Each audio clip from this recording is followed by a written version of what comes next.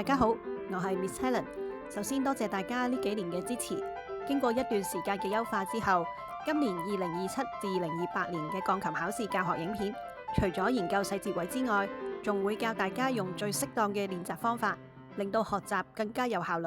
Popular 呢首歌呢，就係嚟自 musical Wicked 嘅一首歌嚟嘅。咁主角 Glinda 咧就想透過呢首歌啦，去幫佢嘅朋友 Elphaba 去改造形象嘅。咁我哋會聽到好多嘅動機，好多嘅樂句都係講緊 popular 呢個字嘅。而我哋亦都會見到好多切分音節奏啦，去做成一個比較活潑生動嘅感覺嘅。我哋會見到有啲 rest 喺度嘅，咁佢就係想表達一個語氣啦，或者係某一句歌詞完結嘅感覺嘅。咁所以見到有 rest 嘅時候呢，我稱之佢為一個 stop 啦。咁我哋就會當佢係一個 cadence。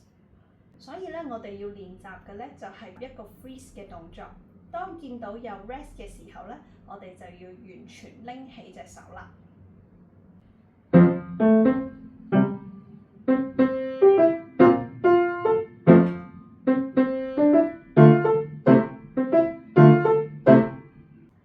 咁喺呢啲 rest 嘅時候咧，大家就要好好咁樣停頓一下啦。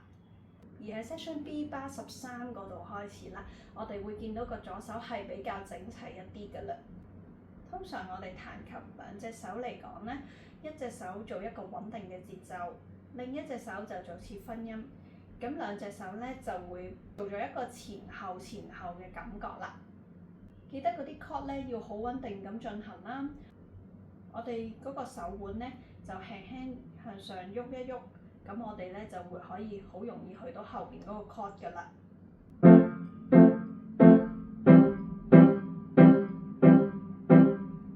當然啦，去到bar 17咧，我哋見到嗰個左手嘅節奏咧又轉換咗啦，佢變咗做兩個一拍半啦。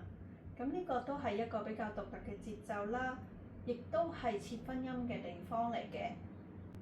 另外咧，我哋會見到成首歌嗰個音域係比較闊嘅，一個 melody 咧係可以橫跨兩個八度嘅。咁呢樣嘢咧就係一個比較誇張嘅演繹啦。咁會見到啊，其實阿 Glinda 咧佢都可以唱到好廣嘅音域嘅。而喺bar 25咧，我哋亦都會見到個左手係變咗一個旋律嘅，但係去到bar 27咧，右手個旋律又出翻嚟。咁所以其實係兩隻手互相呼應嘅。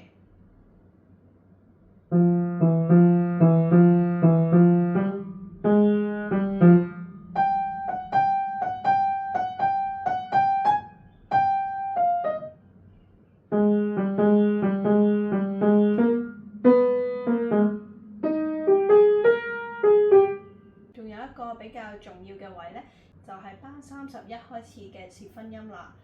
我哋見到最後嗰個 chord 咧，咁對應翻喺嗰首歌裏邊，其實我哋就可以諗翻嗰個歌詞啦。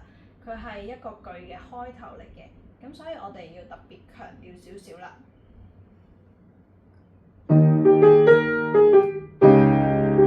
提提大家，中級同高級嘅影片都分咗教學同示範兩條片，要睇埋另一條就要留意連結或者訂閱通知啦。